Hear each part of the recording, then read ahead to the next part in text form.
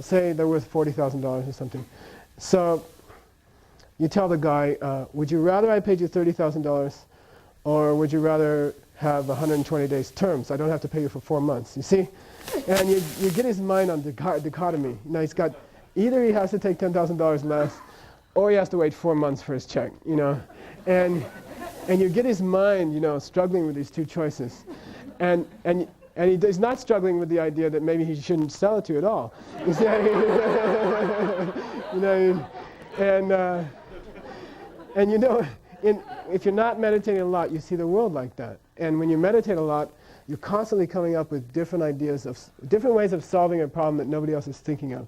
And whether you're a businessman or whether you're just trying to run 3 kids or something, everything comes to you different. You know, all the solutions to things come to you different.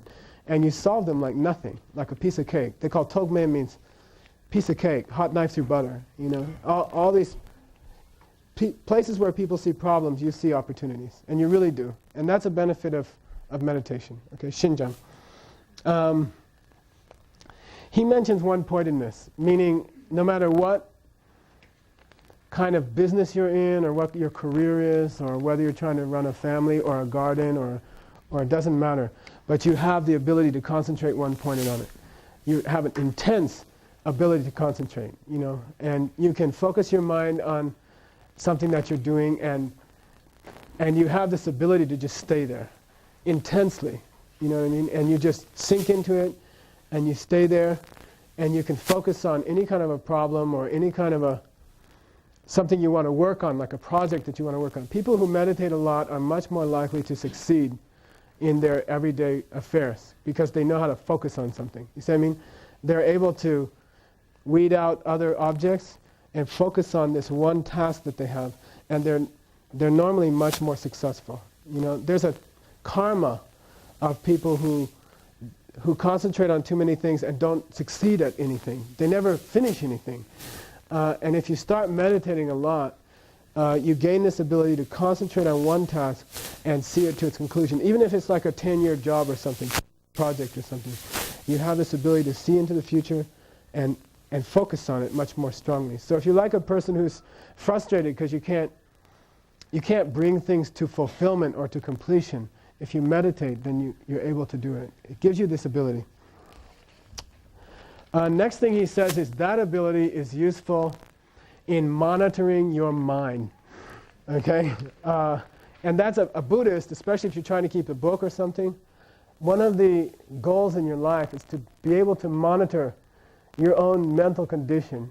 Like my Lama has diabetes. And we used to have to go to the doctor so they could take a blood sugar sample. And now they have these new machines and he can do it himself. It's complicated, you know, he has to prick his arm a certain way, he has to smear it on this thing, it has to go onto this within 10 seconds, he has to push a certain button, then he has to drop a certain drop on it, but he can do it at home now. And this is like, now he can do it every night. And he's never had a problem with it. And that's the difference between a meditator and someone who's not meditating. See, if you're meditating and you have concentration, you can check in on your own mind every hour or every half hour. You have this ability to be watching your own mind all the time. So your karma changes. You see? You're aware of it if you're saying something bad to somebody. You're aware of it if you're hurting someone's feelings. You know? You're aware of it if you're starting to get cranky. You know, because you're tuned into your mind. And what happens is you start collecting much less bad karma. You have a bad karma detection unit in your mind. They have these carbon monoxide things that go off when there's too much in the room, you know. And a person who's meditating a lot, and we're going to talk about that ability today, the ability to catch your own mind when it's getting crazy, when your mind is starting to get unhappy or cranky or jealous or angry. And so a person who's meditating a lot is very, very sensitive to their own mind. And they can detect when their mind is acting up. And then they can do something about it. If you don't have this ability, you get into a samsaric downward cycle. You get angry, say something, meet another bad person, get angry, say something, meet another bad person. And this is this downward cycle that you get if you can't monitor your own mind. It's like having your own diabetes testing kit. Okay? And And it's really, really good. And he says that's a benefit. We're going to do it tonight. It's called shishin. Okay, shishin. I think in Chinese, shishin is thank you or something. Yeah, thank you for shishin, yeah. Okay, next one is that your virtues become more powerful. Like if you decide, that was sort of a negative one, right?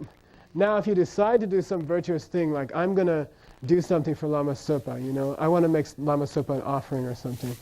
And, you know, you decide what you're going to offer to him, and then you can focus on it, and you can get into it deeply.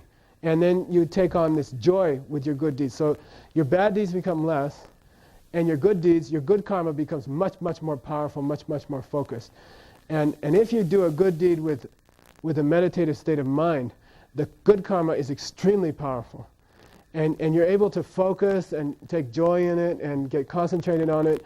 And so even the good deeds that you do automatically, like taking care of your children or something, if you're meditating a lot, then those become very powerful actions. And if you're not meditating, they just become sort of wimpy good deeds. Okay, so there's a big difference if you have a meditative state of mind. Okay. The fifth benefit that he talks about, I don't know how many you have now, but this is, you get ngunshe and zutru. Say ngunshe, zutru. Ngunshe, zutru. Ngunshe means clairvoyance. Okay, ESP, ability to read other people's minds, stuff like that. If you have it, you're not supposed to say so in Buddhism. You know what I mean? I guess it's more fun to know what people are thinking. They don't know that you know, right? You're not supposed to brag about it, and it's not considered important in Buddhism. It won't save your life. It won't keep you out of dying. It's a good byproduct. It's supposed to be useful for a teacher, because then you can look into your student's mind and say, you know what they need, are thinking. But it's not like important to use for winning lottery or anything like that, okay? And I don't have it, and I'm not claiming to have it, but I can say that if you meditate a lot, I think you would find that you would have instincts. Things would come to you like instincts. Like, I wouldn't say like, if you meditate a real lot, you can read other people's thoughts directly. But I'd say even before then, you start to have instincts like maybe we shouldn't turn here at this moment, or maybe we should get something ready. I think somebody might be coming today, or, they start to, if you're at work, for example, they start to ask you, is this a good day to start this project? I mean, you can start to get little, it's not like you can read the whole day or something like that, but you start to get instincts about what's going to happen, or what someone's going to say, or how someone might react to something. And this is ngunshe starting in a small way. And it's very pleasant and very useful. If you use it with a good heart, it can be very important. You can make things happen that wouldn't happen because you know what's going to happen. But then I'm not saying in a direct way, but I'm saying you have better instincts for what to do, and then things happen like that. Like you're like, maybe we should check the stove right now. It might be leaking, and you go out and it is leaking. You know what I mean? Stuff like that. Little things start happening all day long like that, where you have insights into what might happen in 2 or 3 hours or something. And then your whole day becomes much smoother and much more successful. You become a person who can do many different projects or many different activities at once, and they will work out. Because you're not just running blind, Part of it is some kind of insight into what's going to happen, something like that.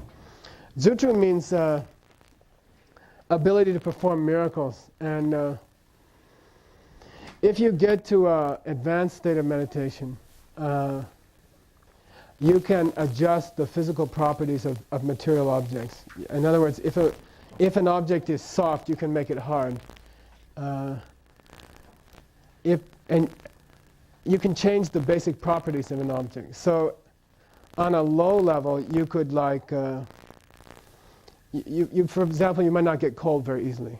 You see what I mean? You can change the properties of the air around you and things like that, and you wouldn't get cold very easily. On a little bit more advanced level, you could walk on water, something like, seriously, you could actually make the water hard where you're stepping. You see what I mean? With your concentration. And this is a special thing. It's it's presented, it's called Saikam Meakam, the Sachum Melungi Kam. It's a special in the scriptures. At a very advanced level, you could turn objects into gold or something like that. You know, you could change the actual elements of an object, okay? And these are not considered spiritual goals. These are just side effects of a good meditator. You're using your meditation for real goals like not dying and seeing emptiness directly. But by the way, you gain these other abilities, okay? Excuse me? If you keep meditating, it stays. Oh, you mean the gold? Yeah. No, pure gold. Yeah. Nagarjuna, if you know, I mean, I used to complain because at the monastery they asked me to do the accounts for like 15 years and of one of our sections. And I used to complain to my teacher. He said, no, you should be complimented because the karma of making a mistake with Dharma money or embezzling Dharma money is so serious that they only entrust it to very honest people. So you should feel glad. And he said, you know who was the accountant at Nalanda Monastery? And I said, no. And he said, Nagarjuna was the only person that was trusted with that karma. Because it was so heavy karma, if you mistake by $1 or $5, it's very heavy karma. It's a very, very heavy karma to misuse Dharma funds. But good old Nagarjuna was thrown out of Nalanda for doing alchemy in order to help the Sangha. He was trying to raise funds, fundraising. But he was actually, I guess it's against some monk's vow or something. Anyway, that's why I don't do it. All right, the final benefit, aside from getting rich, is of course that is what I mentioned the first night. I don't know if you were there Friday night, but there is a stage in meditation where, which is shamatha, right? Santandamanyodo mijo me, a certain tiny sliver of the meditative spectrum that if you can put your mind there and if you can learn to stay there, then you can see emptiness directly. Very subtle, very difficult, but with training anyone can do it, okay? It's not easy, but if someone trains you properly, you can do it. And about emptiness, there are more false teachings and bad information and wrong information because it's difficult to understand. And people struggle and they explain it wrong. And if you get a wrong explanation, you will never understand it and you'll never see it. And there are many, many mistaken explanations by good-hearted people.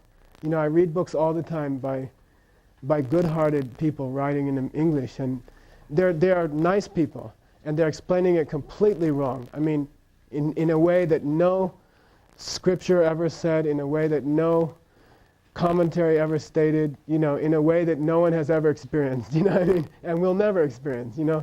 There are many, many mistaken and conflicting explanations of emptiness. But if you are trained properly and accurately, and then if you meditate, you will see emptiness directly. So what's the big deal about that? Is it like, you know, I saw this purple light for 15 minutes. I feel so good, you know, something like that. Is that the point? No, there's something very, very profound about emptiness. If you can see emptiness directly once for 20 minutes, on that same day after you come out, you will, all people who ever see it, see their future lives directly. Okay? They see all of what will happen to them in the future directly. Okay? And they see the day of their enlightenment directly. They are directly perceive their own enlightenment. Okay? And you can read other people's minds on that day directly. You come into contact with the Dharmakaya of the Buddha. You meet a Buddha directly. Okay? And you know it. Okay? And these are what happened to you. And then I, you know, that's what we talked about Friday night. Imagine what it would feel like to know that you wouldn't have to live like this anymore. You know, I was just at the side of this person who just got taken to the hospital, you know, and I'm looking at them and thinking, just now, that's why I was late, right?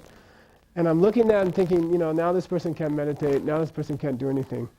You know, they're taking them to the hospital, and it's over for this person, for the time being, you know what I mean?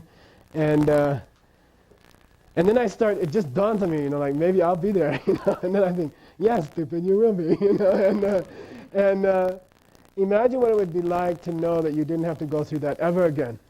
You see, never, never again, that you're just totally beyond all that, and to know it directly, and to see the day when you yourself will become, I'm not saying you'll become a high lama, I'm not saying you'll become a good teacher, I'm not saying you'll learn Tibetan or something like that, I'm saying you see your own enlightenment directly. You become as powerful, as omniscient, as omnipresent as Shakyamuni Buddha, and you see it directly. And your perception of emptiness at that moment is nothing less than how a Buddha sees emptiness. You see what I mean? You are seeing emptiness. You're not a Buddha yet, but no one perceives it any more directly than you did. Okay? An Arya who perceives emptiness directly and an enlightened being who sees emptiness directly see the same thing. And they see it to the same percentage, which is 100%. There's no difference in what they see and how they see it. Okay? A Buddha also sees all other objects in the universe, but as far as their direct perception of emptiness, you will be, on that day you become two of the three jewels. You become what all Buddhists wake up and pray to every day. Okay? And this is this can happen to any person in this room, but it's impossible if you don't learn to meditate. It must occur from a certain level of meditation. And that's the whole reason to meditate, okay, is to reach that day. The rest of the stuff I listed was try to trick you into meditating, Look, you're like that, and you will. You will feel like that. You really will feel like that. But it's not the point. I mean, the point is that you don't have to die, okay? And you will be enlightened, and then you can help other people. It's very, very profound, and anyone can do it with proper training. You must get. We got this chart from Tijang Rinpoche. We're translating it for you. Gail's going to try to Xerox it. It's got this mold on the paper. It's like half blotted out. We have like 5 people working with whiteout all night. It's this old chart. It's beautiful rice paper thing, and it starts with the first day that you try to meditate, and then there's this beautiful picture of an elephant and a rabbit, and it goes up this road, and it's a summary of the 5 problems, the 8 solutions, and the 9 states. And at the very, very top is shamatha, and right beyond that is go and find out what emptiness is about. Okay?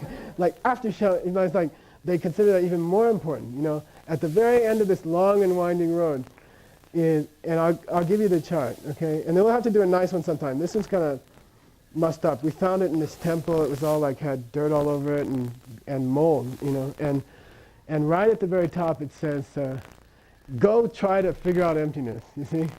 And so you have to do that. That's up there at the top, okay? You have to be able to do that also. Right? Oh, what's that? Cool. Well, they're doing pretty well. So we're going to make you one with the English down here. And then you can take it home. And this is a summary of all the problems.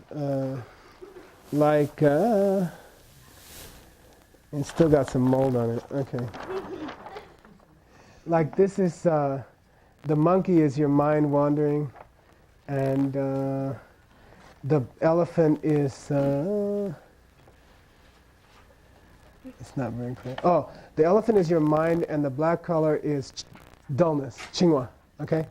And then it goes up. You start here with, sheishin is this hook that elephant tamers use. The guy asked me the name for the thing, okay? It's right here, it's in his right hand, and it says use your sheishin, which is your ability to watch your own mind.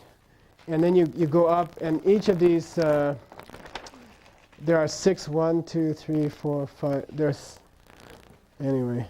This is level number 9, level number 8, level number 7, and it goes like that. And he's chasing the elephant, which is his own mind, to try to control it. And then way up here is, you have to go try to understand emptiness. And here is, you've already got shamatha. He's sitting on the elephant, okay? And then this is an explanation of the chart. And then at the end, there's this very beautiful thing that says, my name is Sricham Rinpoche, who is our Lama's root Lama. And I made this chart because nobody could understand the old ones because they were misprinted for so long. He fixed up all the captions. Okay. So we'll try to get everybody one of those. Thank you. I didn't know it was ready. Okay. So the first fix for not feeling like meditating is to imagine what it would be like. And as the older you get, the more serious the thing becomes, okay? The older you get, the more what I said. And you can have all of those things. Everything from feeling light to being happy, and your whole life goes like incredible. You know, your whole life changes, you know. Suddenly in your business, you're able to see solutions. The business is like, goes from $0 to $100 million or something. You know what I mean? And in anything you want to do, you can do it. You know, any project you want to pull off, you can pull it off. Because everything is clear. And it's a wonderful feeling. It's just a wonderful feeling. You feel great. Physically you feel great. Mentally you feel great. And then whatever you want to do, you succeed at. And because you have this ability of meditation. And then finally, if you keep going, you see emptiness directly. And then imagine what it would feel like to know what was going to happen to you in your whole life. And to know that you don't have to die like normal people have to die. And to see your own enlightenment. And that's the whole goal of meditation. And you can do it. But if you don't meditate every day, it won't happen. Okay? So depa means to understand what I just spent 20 minutes talking about. Okay? Depa means, yeah, I understand that could happen. You know, I understand the benefits of meditation now. You know, I grew up in America, TM, 15 minutes a day. I'm not putting it down. I don't know what they do exactly, but the odds, what you can get out of meditation is the most profound thing in your life. You know what I mean? What you can get out of meditation is to move into realms that you never even dreamed of. And more than you ever dreamed of. You know, you can't imagine what will happen to you if you keep meditating. You can't think about it now. If I try to describe it, you wouldn't be able to think about it. And you wouldn't understand what I was saying. But you can go to places that you never ever imagined. So when people come to me and say, I say, did you meditate today? And they say, no, I didn't feel like it. It's like, you're crazy. You know, it's like, I don't understand it. You know, I just, it's not like you have to go tell the priest in the church that you didn't meditate today. It's not like you have to confess it or something like that. You'll never see those things. You'll never go there. You know, you will live in the garbage can your whole life and never know that there was this rainbow and, you know, this beautiful ocean and, you know what I mean? And you'll die like that. It's kind of pitiful to see somebody like that. You know, you will really believe, like the rest of America, that these other realms don't exist because you couldn't see them. And you'll swear that those places don't exist because you've never been there. Because you didn't meditate, you know. And those realms are going on around you all the time. They're right around you all the time, and you can't see them until you meditate, okay? And it's just a trip to go to some, you know, I grew up, went to church all the time. They told me all these wonderful things about heaven and God and all that stuff. And then at about age 10, you give up. And you say, those things don't really exist. You know, and you meet a few skeptical friends, and they help you give it up. And you know, and you truly believe that there's no such thing like that. You really believe that after a certain age in this country, you believe that. But now I say those things are possible and you can go there. And they're beautiful and they're incredible and they're wonderful and they exist all around you and you can't get there unless you meditate. You know, you can't move into those places unless you meditate. And they're all around you and everything they said when you were a kid at church was true. And there are places like that. And there are realms like that. And you can go there. And all those Christian mystics, something really was happening to them. And those places are really there, but you have to meditate. And any normal person can have a normal job and a normal family. Just give it an hour a day, you know.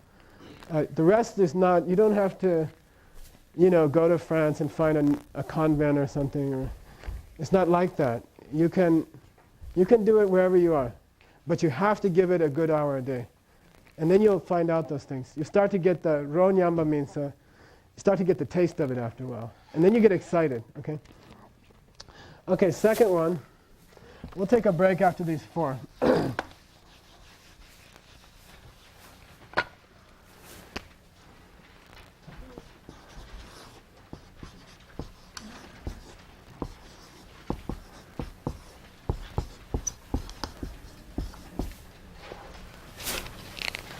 It's D-U-N-P-A.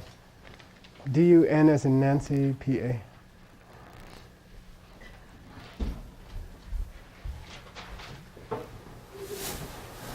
Say Dumba. Dumba. Dumba. Dumba means, yeah, I want that. Okay. Dumba means, I want that. Okay. I mean, at the very most attentive moment of my last spiel, if it occurred to you, yeah, I want that, you know, then I succeeded, you know. You go from, Dumba is built on Depa, okay? Depa means someone finally gives you a clear explanation of why you should meditate. You know, you can save your life, you can go to other realms, you can read people's minds, you can fly, you can turn stuff into gold, you can see emptiness directly, you can become a Buddha.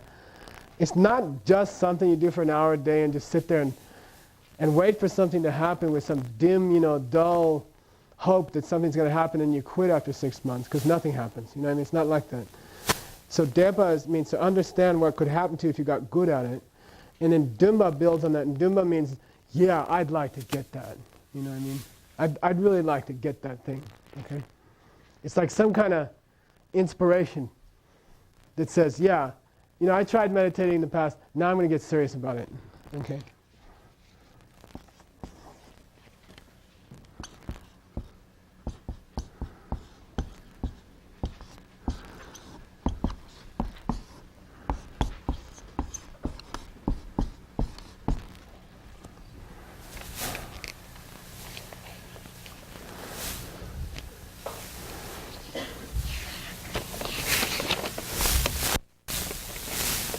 The English is T-S-U-N-P-A. Say Tsumba. Tsumba.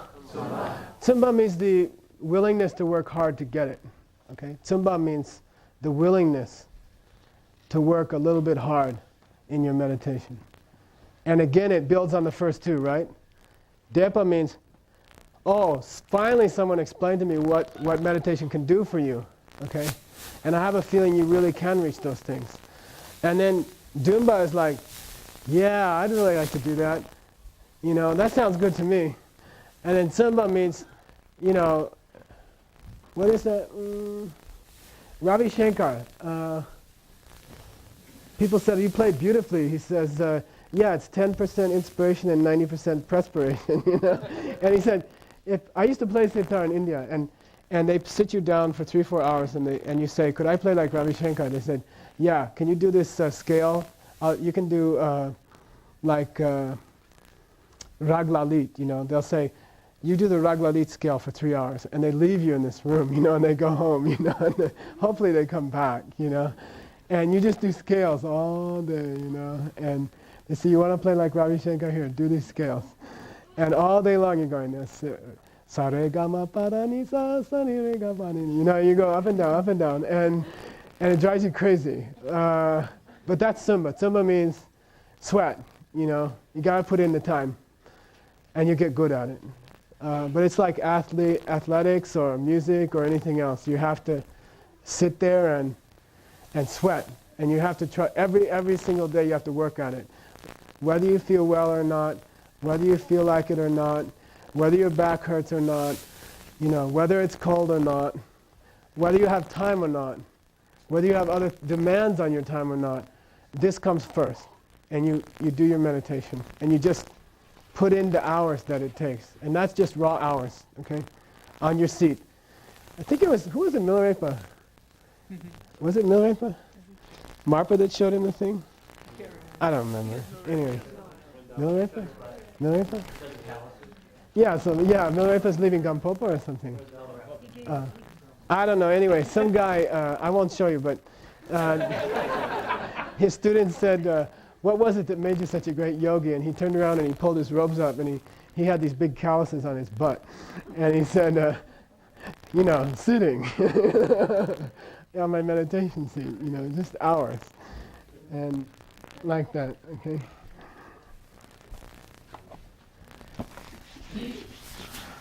You won't get the desire to spend hours if you don't get like turned on about meditation, which is Dumba. And you won't get turned on if you don't stop and think once in a while about all the amazing frankly, if you're under 25 or something, go for it. You know, you really have the energy. I mean, and if it's rare for a person under 25 to want to sit and meditate for long periods of time, but that's when you're really physically at your peak. And if you can start then, I'm not saying, you know, the others of us can't do it, most of us, but I particularly say that if you're young, go for it, because you have the energy and you have the strength. And if you really put the hours in now, when you get my age, you'll be very grateful to your lamas, and you'll be very, very happy, you know, that you saw all these things and you've been to all those places. So you have time usually when you're younger, you have less commitments, and you have the physical energy that it takes. So you can go for it, really go for it. Last one.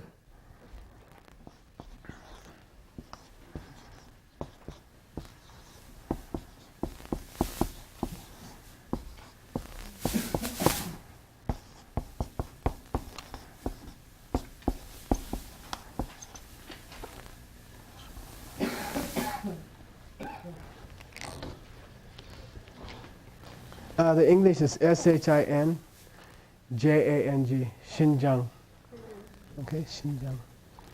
Say Xinjiang. Xinjiang. This is the last antidote to lay low. What are you going to do? I'm going to lay low. Okay.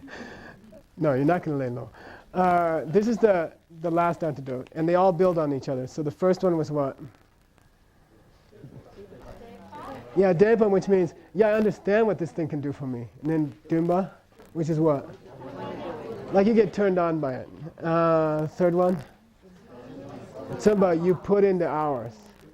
Okay, you put in the hours. And then fourth, Xinjiang means that thing I spoke about, your body and mind, your body gets... Xinjiang means your body starts to feel like you weigh about 50 pounds less. Seriously, you know? Your body starts to feel very light. And when you walk, you're just like, you feel like you can fly, you know. Your whole energy level, your whole vitality level is very good. And when you sit down to meditate, it feels fantastic, you know. And your whole body is like turned on all the time. And mental Xinjiang is this deep state of happiness. And when you're meditating, it's not this buzzed out, stupid kind of pleasure that you get from too much chocolate cake or something, okay? It's not like that. It's this really intense, focused, happy thing that you get from a real good book. They say there's some kind of thing released into your mind when you're having a good time. I don't know what it is. Anyway, you can get it from meditation, you know. Like if you sit there and it's whatever you get from a really good movie or from really inspiring music or watching Gandhi motion picture, you know what I mean? Something very, very inspiring, something that really turns you on, and then you feel this sort of release in your mind of some kind of drug or something. And it's a good drug. I mean, you feel very focused and you feel very intent. It's like when you're having a really good time or reading a really good book or watching a really good movie or listening to some very inspiring music. And then something is coming into your mind. And if you meditate enough, if you put in number 3, Tsumba, if you put in the hours, then you reach number 4, which is this physical feeling and this mental feeling. And then it's very hard to get lay low, okay? It gets very hard not to want to meditate. You see what I mean? Then you're like, all day long you're dreaming about your meditation cushion. You know, like, I can't wait to get back to her, you know? My meditation cushion. It's like you have this relationship with your meditation cushion. And you're like always excited when you see it, and you're thinking about it all day, you know. You're like thinking, when can I get back to my meditation cushion, you know? It's like having some new toy or something, you know. It's like, or having a new relationship or something, and you're like all excited about this person, and you're actually thinking about, oh, gee, I wonder if I can get up like 15 minutes earlier and have a little more time with it, you know. And it's the total opposite of Lelo. You see what I mean? Lelo is like, you know, maybe I could skip meditation today. And Xinjiang is like, this feels so good. I wonder if I could squeeze in another one before I go to bed, you know. And it's like you want to keep doing it. Like you get very, very turned on about it, and it feels great. and you miss your meditation cushion, and you want to get back to your meditation cushion, and you skip even a few meals or something. You know what I mean? Stuff like that. Okay? Like that. Okay, take a break, and we'll try to finish pretty soon. Okay.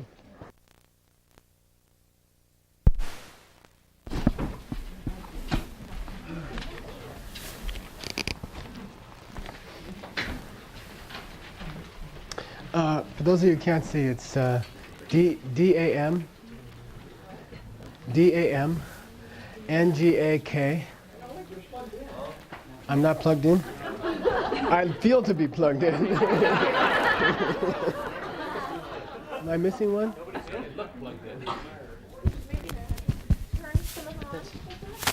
Turn it on.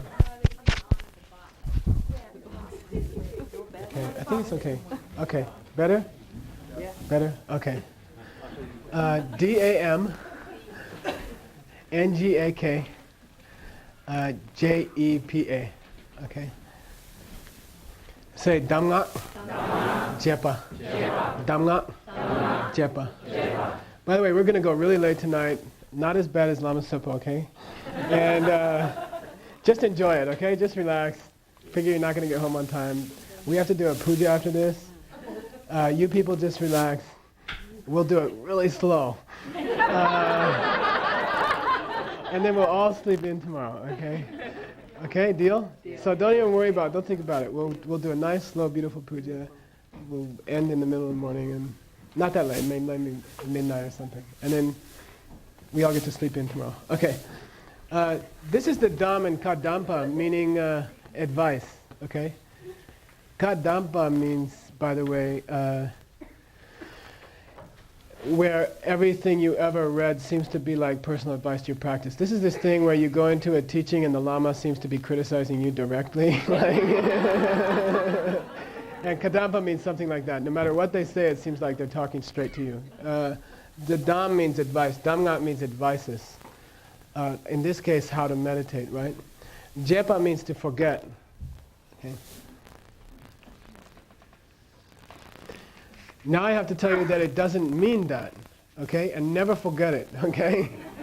It does not mean forget the advices.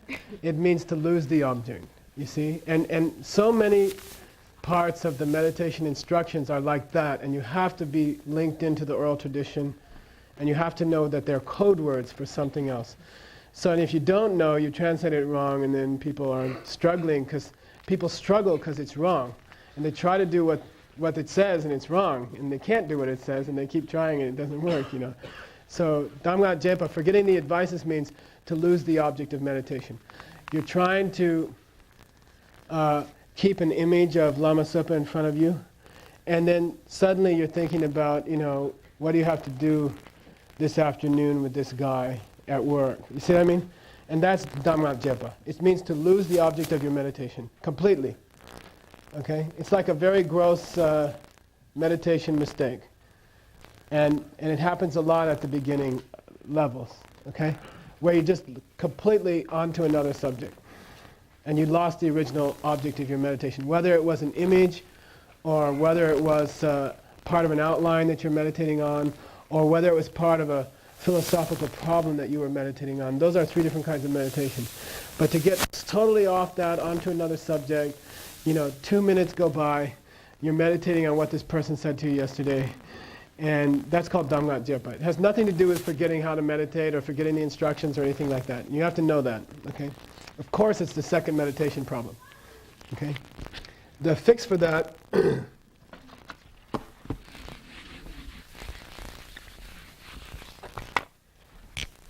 I'll put fix for 2, okay?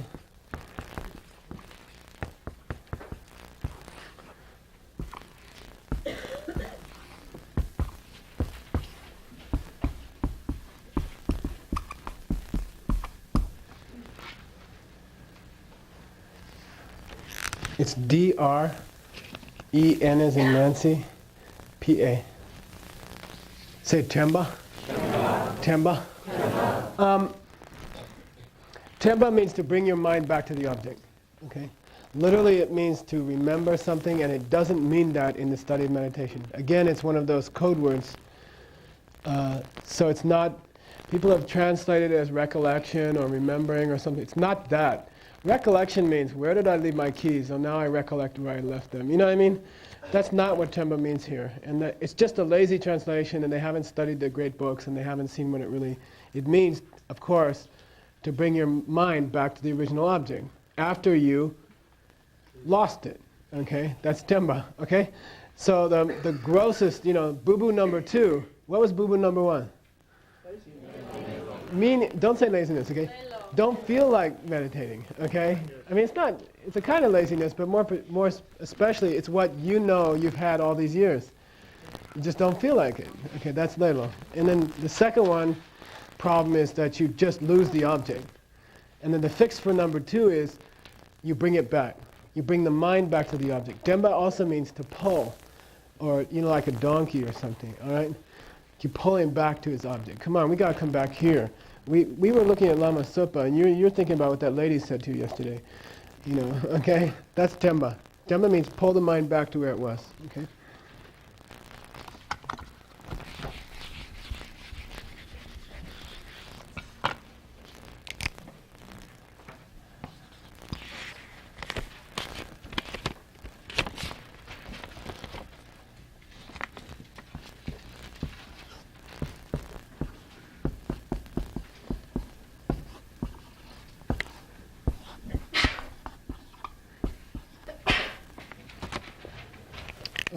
The English letters here are J-I-N-G and then G-U. Okay? Say Chingu. Chingu. Ching means dullness, we talked about it. Gu means agitation. Okay? Chingu. We're going to spend the rest of the week talking about Qingma mostly. What Qingma is, how to recognize it, what it feels like. But basically, if you've ever tried to meditate on a full stomach, if you've ever tried to meditate without enough sleep, if you've ever tried to meditate in a warm room, all of those, you know what Qingma is. Qingma is where your mind just starts to get really sleepy. Okay, drowsiness, sleepy, slow. Okay? Dull. And it feels like you ate too much, you know what I mean? It feels like that feeling. Like you ate too many cookies or something, and it's just this 5 minutes later you feel blah. You can say blah, okay? That's Qingwa, all right? There's a gross form of Qingwa and a subtle form of Qingwa, and we'll talk about it. It's a whole art form to catch the subtle form of Qingwa, okay? Gupa, it's called agitation. When I read that in the English books when I was, 20, it was like agitation. I only get agitated when my little brother's, bothering me, It's like, that's not what agitation means here. It means that the mind goes to a different object, okay? It means to catch the mind moving around to different objects. And it's very frustrating when you're trying to meditate and your mind is like moving from one thing to another, okay? Your mind is like thinking about all the problems of your day, and it just keeps moving around. That's gupa. Okay. There are basically three kinds of gupa. One is very interesting, to think of another virtuous object. You're supposed to be focusing on Lama Sepa, and you start getting distracted by Tara. Okay? And your mind keeps going over to Tara. Okay? That's gupa. Okay? And that's a mistake of meditation.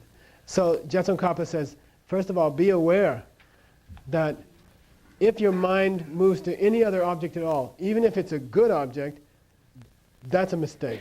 See what I mean? And that you have to be careful for, because you don't feel so bad. So Tara's not so bad, but in meditation, this is considered a very bad mistake. Okay, to go from one good thing to another good thing is considered a big mistake. Okay. To think about a desire object, okay? The other common mistake of gupa, the other common form of gupa, is to start thinking about something you like, especially sense objects, like you start thinking about food, you start thinking about girls or boys, you start thinking about music starts coming into your mind, stuff like that, okay?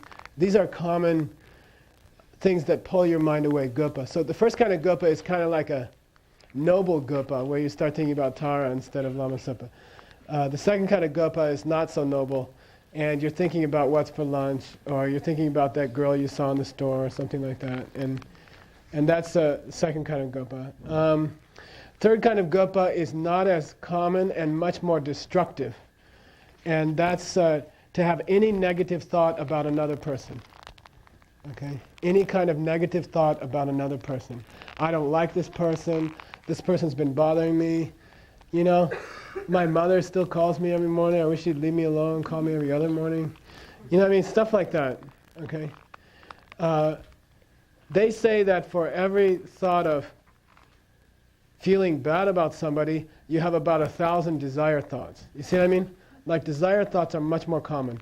It's much, much, much more common to be distracted by thinking about something you want to do later today, which is a desire thought, than it is to be distracted by thinking about how much you don't like somebody.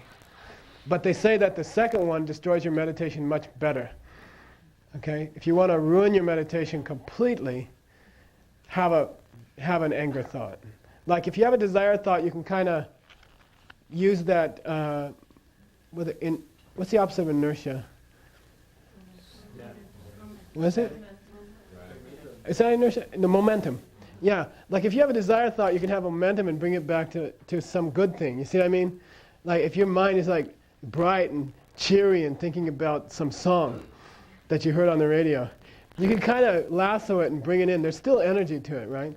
But when you have a negative thought about somebody and you're down into a negative state of mind, it's almost impossible to come back to your meditation. You might as well almost get up and go to work and yell at them or something. You understand what I mean? Because it destroys your meditation. And if you've ever tried to do a long retreat and you start to get into a negative thought, it can go on for days. I mean, I've had that, you know, like be jealous of somebody, and it gets more and more intense over about a 2-3 day period, and it just ruins the entire retreat. All the energy leaves the retreat. Okay, so that's a more dangerous one. So those are three kind of forms that gupa might take. One is like a virtuous object. One is a desire object. Even if it's like, I want to go here after I meditate. And then the third one is like, the worst one is to think something bad about somebody else. Okay. I'm going to talk, well, let's talk about the antidote first.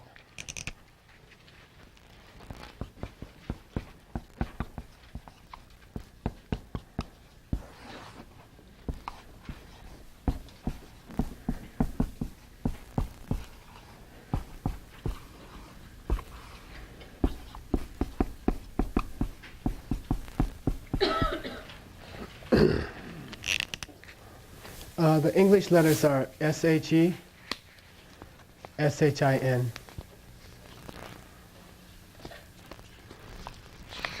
Say Shishin. Shishin. I don't know. You know, it's about 20 different translations used for Shishin. I'll describe it. Then maybe you guys tell me what we should call it, okay?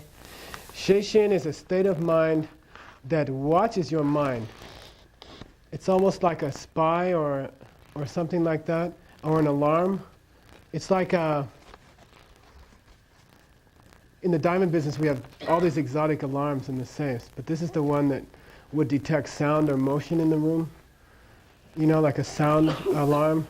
And if someone just makes a slight sound, the thing goes off like crazy. That's Shishin. Shishin is a state of mind that watches your mind from a corner of your mind to see if Chingwa or Gupa has arrived. You know, it's a detector to see if the mind is starting to wander to thinking about music or someone you met at the store or what you're going to do this afternoon at work, or to catch yourself getting lazy, sleepy or tired or something like that. So Shishin is a part of your mind that stays in the corner and watches your mind. So I don't know, it's like a watchful... Say? Vigilance? Vigilance might be good. Yeah, it's like a, what? Big brother. Don't these people use the spy, like the spy that reports back to headquarters kind of thing? Yeah, in Tibetan they call it a sopa. Sopa means I forget what you call it. It's the guy you send out a point. It's almost like a point man, but he goes out ahead, and if he encounters any enemy, he runs back and says, you know, a scout. And the scout would be pretty good. It's like a scout, huh? You used to say watchdog. Yeah, watchdog. Watchdog is good. It starts barking. Its goal is to make noise. If Chingwa or Gupa arrive in the mind, if you start to buzz out, which is Chingwa, which is very common among Americans, this subtle buzzing out, or if you start thinking about something else, immediately it rings the alarm. Hey, we got a problem here. It pushes the button. We have a problem here. By the way, it doesn't do anything. Okay, its only function is to report a problem. Okay, and that's enough to start stopping Chingwa and Gupa. All it does is say, Chingwa and the enemies have arrived. We have to do something. That's all, really. Okay. So some kind of watchfulness or vigilance or advanced scout or something like that. Okay. Now I want to talk Jetson Kappa at this point, and that's all the problems we're going to do today. Jetson Kappa starts talking about the distinction between gross dullness and subtle dullness. Okay, and this is very interesting, and I think it's very, very good for Americans or Western people who try to meditate.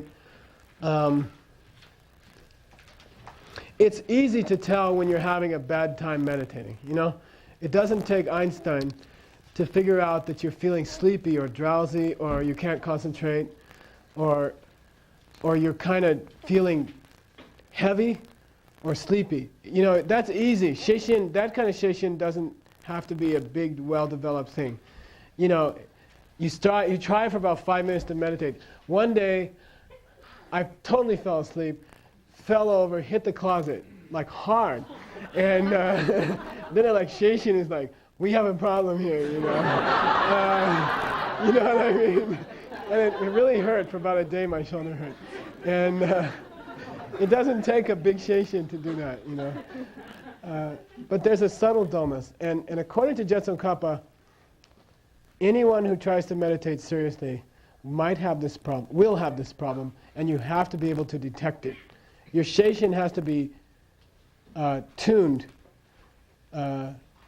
calibrated to detect this kind of dullness, which is more difficult. Okay, and so I'm going to just describe the difference between gross dullness and subtle dullness. Okay, to do this, you have to describe 3 states of mind. Okay, these are 3 parts of meditation.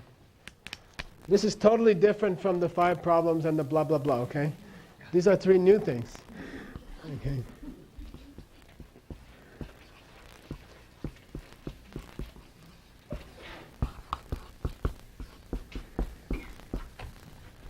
The English letters here are N-E-C-H-A.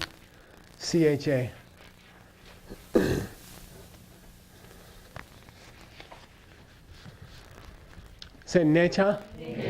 Necha. Ne means to stay. Cha means condition. Necha means fixation. Okay, the ability of the mind to fixation, to be fixated on the object. Okay. To be fixated on the object. You can call it fixation. Okay, I don't know if that's what I called it last time.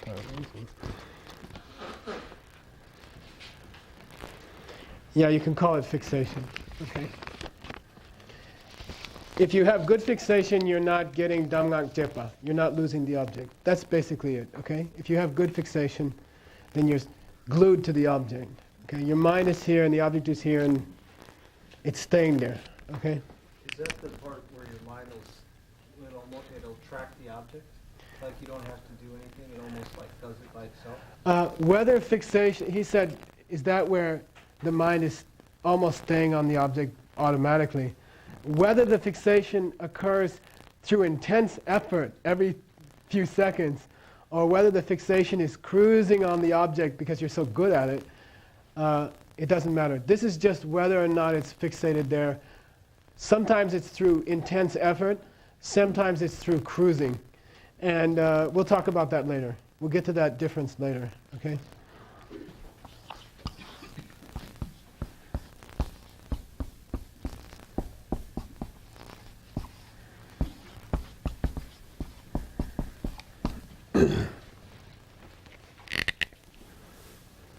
The English here is S-E-L-C-H-A.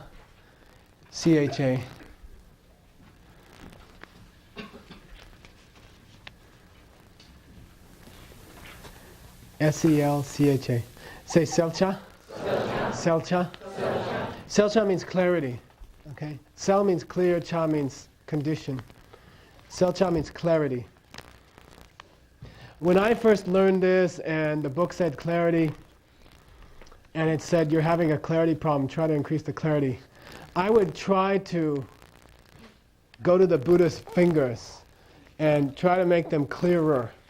You know, like I would try to get more white here and make the lines more clear and make sure I had all the lines right and that all the outline, you know, to me clarity meant is the image well defined, you see what I mean?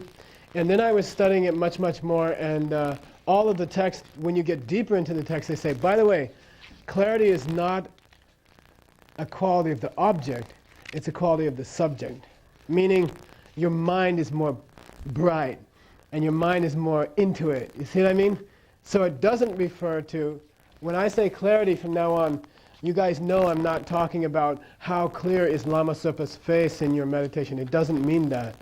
What it means is, are you bright-eyed and bushy-tailed, you know? Are you like focusing well? It refers to a good feeling in the mind of not only keeping the object, but you're bright on it. Your mind feels like a little bit high, okay? Like your mind is clear. Your mind is clear and not the object, okay? Get the difference? Okay. The first one is whether or not you lose the object at all. I mean, is the object glued to your mind, you know? And then the second one is, are you like sort of into it? Okay, that's what clarity means. It doesn't mean that the picture is clear. It means that the mind is like, when you're reading a good book, okay, like that. Okay, so your mind can be, you can have a clear state of mind, and the object is also glued to the front of your mind. You could have selcha without necha. Like if you are in a clear way reviewing what you're going to do this afternoon, and you've lost the object, that would be selcha without necha. See? That's clarity and no fixation. You can have fixation with no selcha, which means, you know, you still got Lama Zopa's picture in front of you, but your mind is like totally buzzed out. You know what I mean? Like you didn't lose the object, but your mind is not clear. Okay. And then you can have both, which is what we're supposed to be doing. Okay. Third thing here.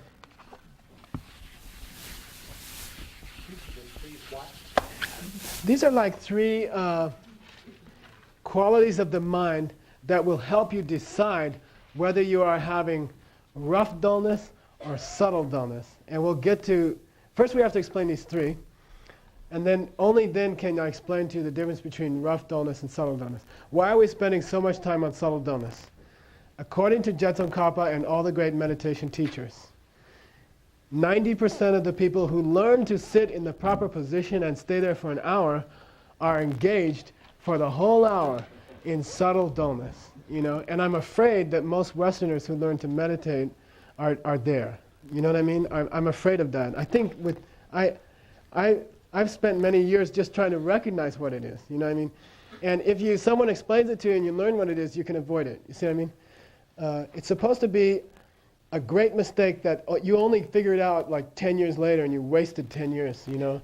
You can sit nice and everything is pretty good and you think you're doing pretty good, but nothing's happening. You see what I mean? You're not seeing tantric angels. You're not seeing emptiness directly. You know, you're not reaching other realms. I mean, you can honestly say, I swear to God, I haven't seen anything and I've been meditating for 10 years.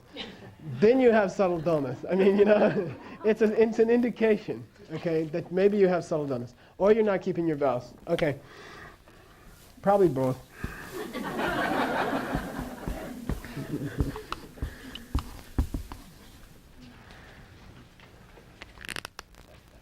The English here is Ngar. Say ngar. Ngar. You can translate it as intensity. What it really means is, in Tibetan, is I don't know the word in English, but if you take a knife, a steel blade, like a sword or a knife, and you temper it in a fire, before you temper it, it has a certain sharpness, and it stays sharp for a while. But if you keep it in a fire and you treat it at a certain temperature, it gets tempered. And that quality, then it won't get dull for a long, long time. And that quality in the steel is called ngar. Okay? And I don't know what you call it in... Finely honed. It's not how sharp it is. It's a basic change in the quality of the steel by... It's the temper of the steel. Temper. It's temper. Okay? And you treat it in a fire at a certain temperature and the whole steel changes to a different kind of steel. And then it holds it holds the sharpness much, much, much longer. It's tempered steel as opposed to ordinary steel. And in meditation it means this, okay? Necha means I'm able to keep the pen in my meditation, you know. Selcha means generally my mind feels pretty aware. You know, I'm not sleepy, I'm not buzzy, I'm not distracted too much, okay? Ngar means I have this intense, great feeling about this meditation. You know what I mean? I'm into it. You know, it's like I see people in pujas or teachings, they're falling asleep at 10 o'clock, you know, and I say, let's go out to a movie, you know. And if it's a good movie, you can stay there till 2 a.m. Nobody's yawning, nobody's like leaning on the chair, and they're all like, wow, you know, or you know, like a good football game or something like that, something that interests you. I don't know what it is, or good music, you know. Somebody says, pound this hammer for 3 hours. You're like, no. Somebody says, play this drum for 3 hours. You're like, yeah, no problem. It's the same thing, right? But there's a ngar. You see, ngar means like some kind of intensity in the sense of personal engagement in the thing, where you love it, and you could do it for hours. You see what I mean? It's like some kind of, it's the thing about your favorite song or the movie that you like the. So you can imagine that it's possible to have